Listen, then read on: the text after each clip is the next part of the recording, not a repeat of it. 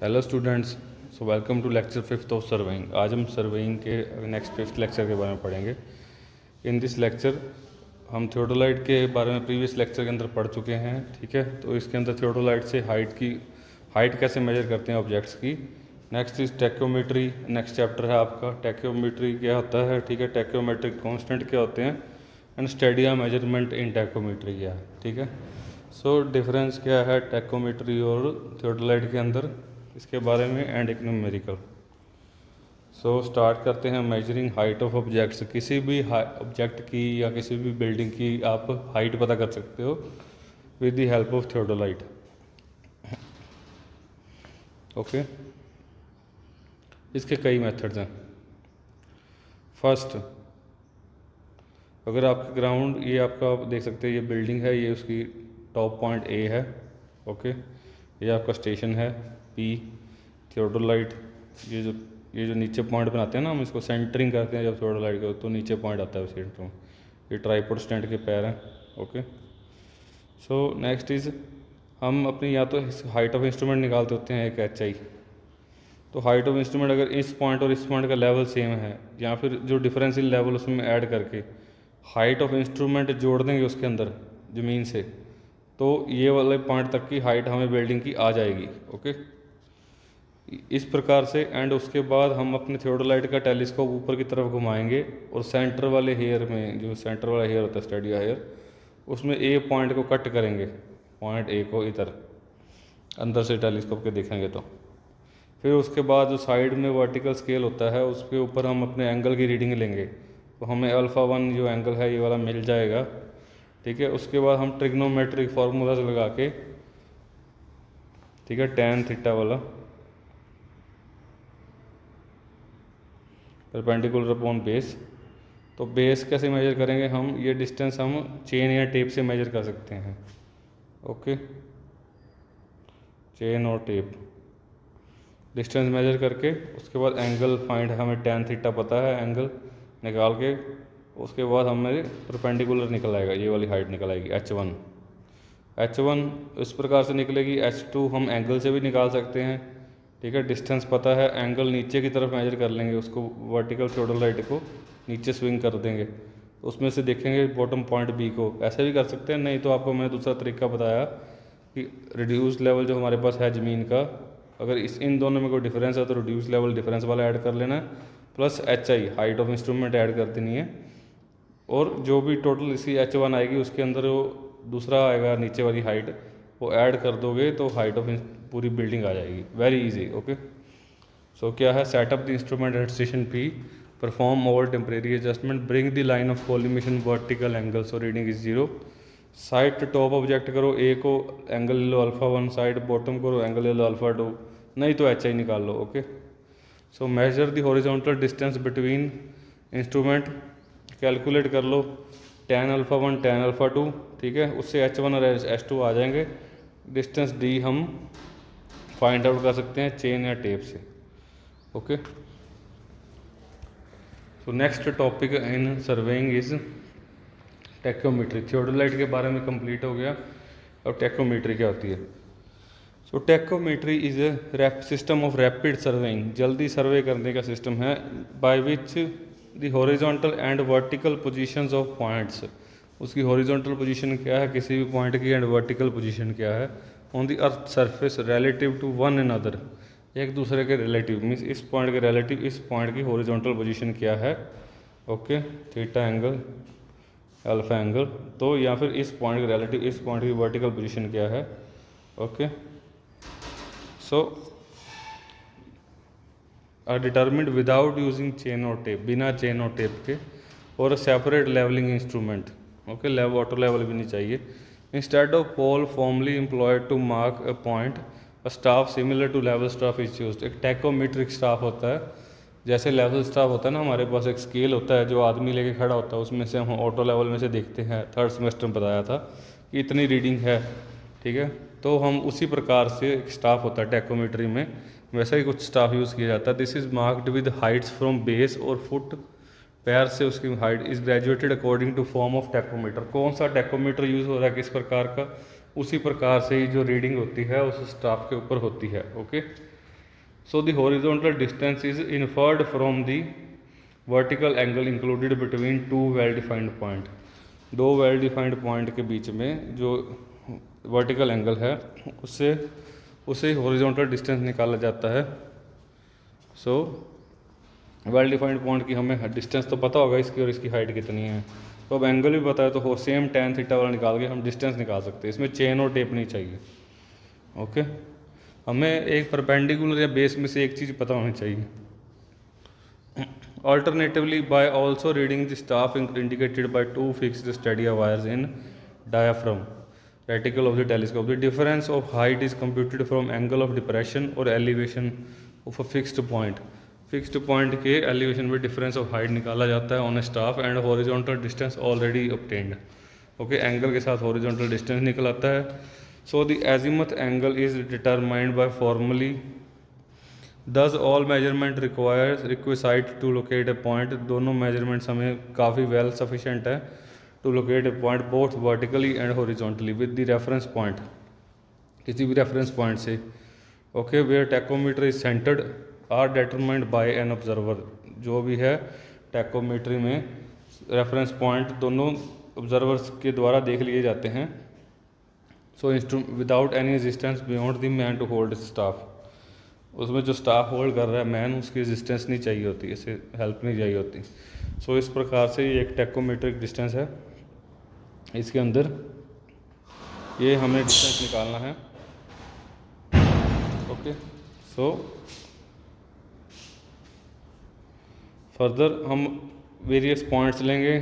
ठीक है, ये डिस्टेंस भी निकाल सकते हैं, वर्टिकल डिस्टेंस है ये सब। तो The ordinary method of surveying with the theodolite chain and leveling हम यूज़ कर चुके हैं और fairly satisfactory, इनसे भी काम हो सकता है, रिजल्ट बिल्कुल एक्यूरेट आते हैं। When the ground is relatively clear of obstructions, उसमें ग्राउंड में कोई ऑब्स्ट्रक्शन ना हो, ग्राउंड में कोई एक्स्ट्रा ऑब्स्ट्रक्शंस जैसे कि कोई पॉन्ड, कोई बिल्डिंग रास्ते में ना आ जाए, तो वेल एंड गुड हम थियोडोलाइट और चेन या फिर levelling instrument auto level use कर सकते हैं। But it becomes extremely difficult when ground is covered with bushes, trees. ठीक है, काफ़ी सारे ट्रीज़ आ जाएं बीच में, तो ये उसमें थियोडोलाइट से हम अपने दूसरी तरफ जो ऑब्जेक्ट है वो क्लियरली विजिबल नहीं होगा थियोडोलाइट के अंदर। So chain measurements are then become slow. Chain measurements जो होती हैं डिफ़िकल्ट हो जाती हैं क्योंकि काफ़ी सारी बुशेस आ गई, अगर बीच में झाड़ियाँ आ गई तो उसमें से एक आदमी का चेन लेके जाना डिफ़िकल्ट है एंड एक्यूरेट डिस्टेंस नहीं मेजर कर पाएंगे। Okay, so the levelling it is carried out a great disadvantage in point of speed though without serious loss of accuracy. A tacheometer is a type of theodolite used for rapid measurement and determine electronically और electro optically. Electronically distance measure कर लेता है। जो modern जो tachometer है वो तो just button दबाने से आपको डिस्टेंस बता देता है। The distance of target principles of action are similar to those range finders. Okay, other forms of tachometry in surveying include use of stadia rods with theodolite or plane table alligates. Plane table alligate use कर सकते हैं और stadia rods का भी use कर सकते हैं।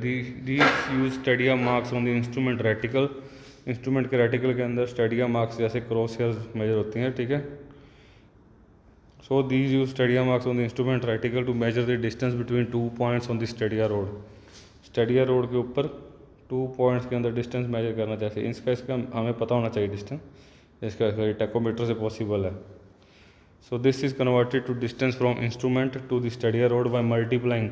अब stadia से हमने देख लिया कि ऑब्जेक्ट को, किसी भी ऑब्जेक्ट को ऊपर वाली रोड कट कर रही है, नीचे वाली रोड कट कर रही है, तो बीच में हम जो मल्टीप्लाइंग एंड एडिटिव कांस्टेंट लगा के हम उसका एक्चुअल में जो सामने बिल्डिंग है ऊपर, जैसे हमने बिल्डिंग को ये मेजरमेंट ली है, ऊपर कट किया इसने बीच में ऐसे, तो हम उस बिल्डिंग की इतनी हाइट निकाल सकते हैं। ठीक है, with multiplying and additive constant. If the stadia rod is not at the same elevation as the instrument, अगर स्टेडिया रोड इंस्ट्रूमेंट के सामने बिल्कुल नहीं है, the value must be corrected for angle of elevation, तो एंगल ऑफ एलिवेशन भी बीच में जुड़ जाएगा। The formula most widely use for finding distances is previous lecture, 2 lecture पहले बताया आपको, d equal to KS+C। S क्या है? Stadia interval, top intercept minus bottom intercept. Okay, इस प्रकार से top intercept minus bottom intercept, ये स्टेडिया इंटरवल कहते हैं इसको। So K and C are multiplicative and additive constant, K multiplicative and C additive constant है। जनरली इंस्ट्रूमेंट इज ऐसा बनाया जाता है कि के 100 हो जाए सी 0। हमने ये वेरीफाई करना होता है टैकोमीटर के अंदर, जो न्यूमेरिकल्स आएंगे के 100 है सी 0। ओके, सो स्टेडिया सिस्टम क्या होता है टैकोमीट्री के अंदर। तो स्टेडिया सिस्टम के अंदर, in stadia system of tacheometry there are 2 methods of surveying. तो first is fixed hair method, second is movable hair method. तो 2 तरह के मेथड होते हैं स्टेडिया सिस्टम ऑफ टैकोमीट्री के अंदर।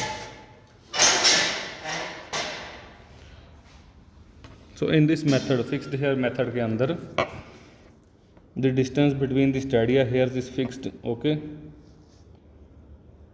स्टेडिया हेयर्स के बीच में हम ये जो हेयर दिखा रहा हूँ आपको बार बार किस प्रकार से हैं, ये जो टेलीस्कोप होता है ना, हम उसके आई पीस के अंदर से जब देखते हैं तो हमें कुछ हेयर्स दिखते हैं इस प्रकार से। Okay, these are called stadia hairs.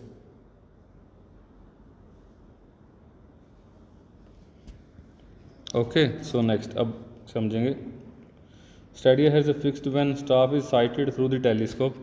जब टेलीस्कोप में से स्टाफ को देखा जाता है तो certain length is intercepted by stadia hair and from this value of staff intercept the distance from the instrument to staff can be determined. हमने कुछ ना कुछ लेंथ मेजर की स्टाफ इंटरसेप्ट की, जैसे हमें ये स्टाफ पड़ा सामने, इसमें कुछ लेवलिंग लाइंस है। अब यहाँ आके हमारा स्टेडिया हेयर यहाँ पे आके टिक गया तो हमें इतना डिस्टेंस तो पता लग गया ना स्टाफ का, एडिटिव और मल्टीप्लाइंग और एडिटिव कांस्टेंट यूज़ करके। तो इतने डिस्टेंस से हम इतनी हाइट का पता कर सकते हैं। तो अब स्टाफ से बाकी हाइट का पता लग सकता है। ओके, स्टाफ की भी अपनी हाइट होती है। तो staff intercept varies with the distance from the instrument. This method is commonly used in tacheometry. Next is movable hair method. In this method stadia hair are not fixed but can be moved by means of micrometer screws. इसमें micrometer screws से जो tachometer के अंदर लगे होते हैं, आप tachometer की इमेज देख सकते हैं एक बार इस प्रकार से। और जो माइक्रोमीटर स्क्रूज लगे होते हैं, इससे हम स्टेडिया जो हेयर्स हैं उनको वेरी कर सकते हैं। ठीक है, आगे पीछे ऊपर नीचे कर सकते हैं थोड़ा। तो ये आपको थियोडोलाइट जैसे दिख रहा होगा, पर इसमें थोड़ा सा डिफरेंस है कि जो स्टेडिया मेजरमेंट है, स्टेडिया हेयर्स हैं वो फिक्स्ड पोजीशन में होते हैं। उनकी फिक्स्ड मीन्स उनकी इंटरसेप्ट की वैल्यू फिक्स्ड होती है। सो माइक्रोमीटर स्क्रूज के साथ स्टेडिया हेयर मूव कर सकते हैं। This tall is provided with 2 vanes और targets fixed at known distance apart. ठीक है, काफ़ी नॉन डिस्टेंस अपार्ट एक स्टॉल प्रोवाइड की जाती है with 2 vanes. Variable stadia distance is measured and from this value the required horizontal distance is find out. The method is now rarely used. Obsolete हो गया, आजकल यूज़ नहीं किया जाता। ओके, सो इन दिस आप देख सकते हैं कि एक लेंस लगा होता है ऑब्जेक्ट ग्लास। ये बी है, ठीक है, कैपिटल बी, उसकी इमेज सी की सी, ए की A. Okay, so D F V इनके मतलब क्या है इसके लेंस अरेंजमेंट के अंदर। ओ क्या है, optical centre of object glass. A B C the bottom, top and central hairs of diaphragm. अब जो ए बी सी है वो बॉटम वाला हेयर है डायाफ्राम का, ये देखो मीन्स ये ए है बॉटम वाला, फिर बी है सेंट्रल, फिर सी top.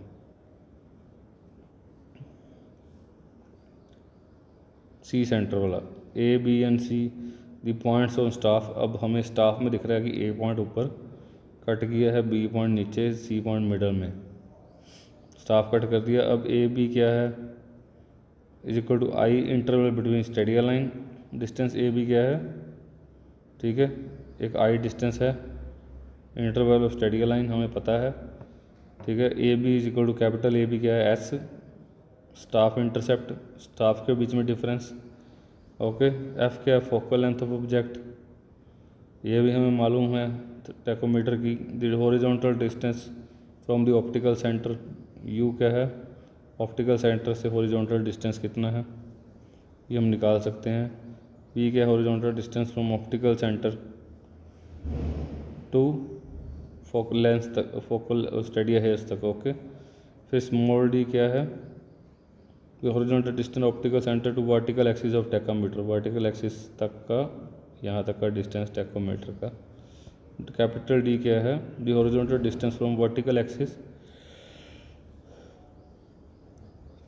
Of the instrument to instrument of staff.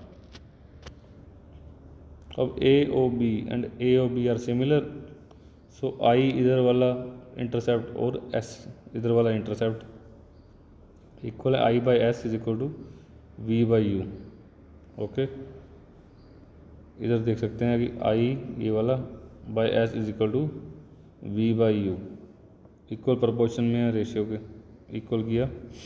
Properties of length हम जानते हैं, 1 by V is equal to 1 by U, 1 by V plus 1 by U क्या होता है? 1 बाई फोकल लेंथ एफ। ये 10th में भी आपने की होगी ऑप्टिकल में, ऑप्टिक्स में। So substituting the value of V from 1 and 2, इससे वी की वैल्यू निकाल लो।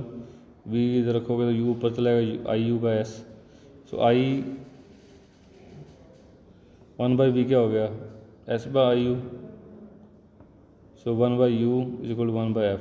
तो यू की वैल्यू कितनी आ जाएगी? यू दोनों में कॉमन आ गया, आई और यू, तो S by I plus 1 by F, S by I F plus F. So D क्या हो जाएगा? अब एस बाई आई एफ क्या हो जाएगा?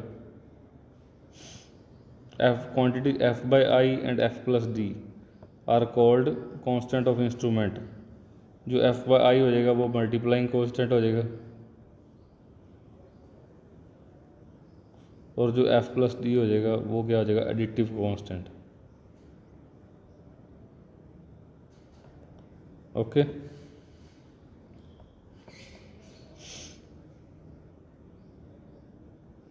कि मल्टीप्लाइंग कांस्टेंट के जो होता है एफ बाई हाई वो 100 और C is equal to 0, F plus D 0। Okay, so इस प्रकार से फॉर्मूला ड्राइव हो गया आपका मल्टीप्लाइंग और additive. The constant F by I is called multiplying constant, value is 100 while constant F plus D it's value varies from 30 to 60 in case of external focusing and it is very small, very 10 to 20, therefore ignored, 0 करते हैं हम value. To make the value of additive quotient 0, an additional convex lens known as analytic lens भी use किया जाता है, फिर हम f plus D की वैल्यू 0 कर देते हैं एनालिटिक लेंस के साथ। Okay, by this arrangement calculation work is reduce considerably, calculation work कम हो जाता है। Okay, next determination of stadia constants of tacheometer. Stadia constants कैसे निकालेंगे टैकोमीटर के? So there are 2 method to find values of the stadia constant, F by I and F by T. Stadia constant कौन कौन से? एक तो multiplying constant F by I and एक additive constant F plus D. Okay, first method क्या है? The value of constant are obtained by computation from field measurement. Field measurement से कैसे? Measure accurately line O A about 300 metre long a fairly level ground and fix pegs along the interval 30 metre. हर 30 metre बाद एक wooden peg fix कर दो ज़मीन के अंदर। Okay, so on substituting the value of d and s in the question we get number of equations which when solved in pairs their mean value being adapted to values of constant. Thus if d1 d2 d3 are distances measured from the instrument and s1 s2 s3 जो है हमारे corresponding staff intercept हैं, तो हमारा formula क्या होगा? d1 is equal to F by I multiplying constant into s1 plus additive constant, और d2 क्या आ जाएगा? Multiplying constant into s2 plus additive constant, फिर d3 का आएगा multiplying constant to s3 plus f by D additive constant. Okay, so second method क्या है? In this method the value of f by I is found by computation and that of additive constant obtained by direct measurement at telescope. Procedure क्या है? Side कुछ भी object side करो, बीच में से देखो, डिस्टेंस एक्यूरेटली मेजर करो horizontal glass and the plane of the crosshair with a rule to measure distance being equal to focal length of the object. Measure the distance from the object glass to vertical axis of the instrument. Measure several length d1 d2 d3 etc along a from instrument position O and obtain the staff. Now add f and d. Find the values of additive constant. Knowing f plus d, determine the several values of f by I multiplying constant from the equation number 1. The mean sample value gives required value, हमें F by आई और F plus D की value पता लग जाएगी। Okay, सो हम एक numerical करेंगे example 1। ठीक है, following readings were taken with the tacheometer, tacheometer से कुछ रीडिंग ली गई on to a vertical staff के साथ। आपको ओवरऑल व्यू पता होना चाहिए कि टैकोमीटर और थियोडोलाइट में डिस्टेंस क्या है। सो टैकोमीटर एंड थियोडोलाइट के अंदर डिफरेंस है ये है कि टैकोमीटर थोड़ी फास्ट मेजरमेंट ले लेता है और इसके अंदर हमें चेन और टेप की यूज़ की ज़रूरत नहीं पड़ती। हम हॉरिजॉन्टल डिस्टेंस मेजर कर लेते हैं एंगल से। एंगल से कैसे करेंगे, जब हमें सामने वाले दो पॉइंट्स और ऑब्जेक्ट्स जो भी हैं उनका आपस में डिस्टेंस मालूम है तो। ओके, हॉरिजॉन्टल डिस्टेंस 45 दिया है तो स्टैडिया रीडिंग उसकी ये आ रही है। अब 16 निकाला है हमने तो उसकी स्टैडिया रीडिंग ये आ रही है। Okay, so D1 is equal to K S plus C, D is equal to K S plus C 2 वाला। D1 क्या है 45 है ना, ये देखो डिस्टेंस 1 45 है। के एस क्या है staff intercept top minus bottom 1.335 minus top minus bottom. ठीक है, 0.885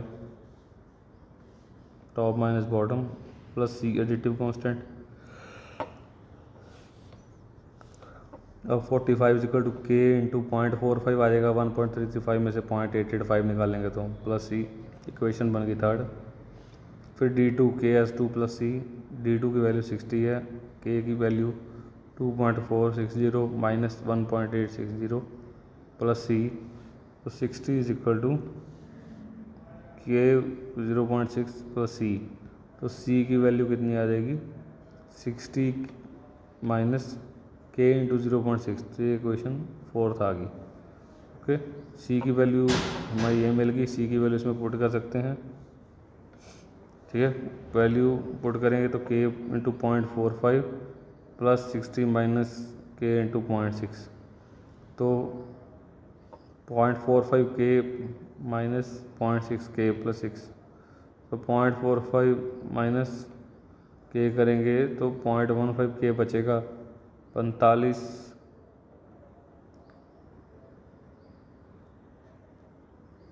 में से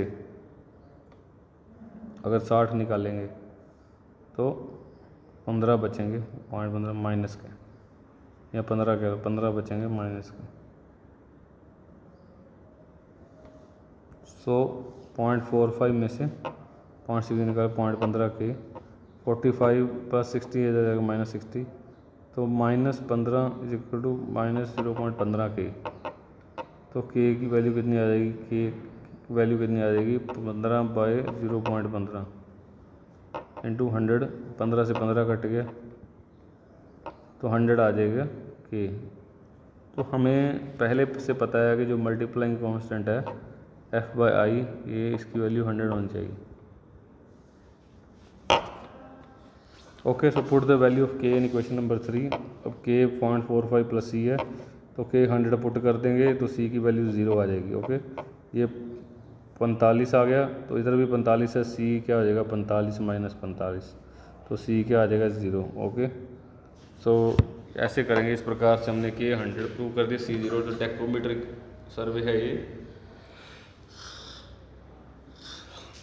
So students, that was all about today's lecture. We'll come up shortly with next lecture. Thank you.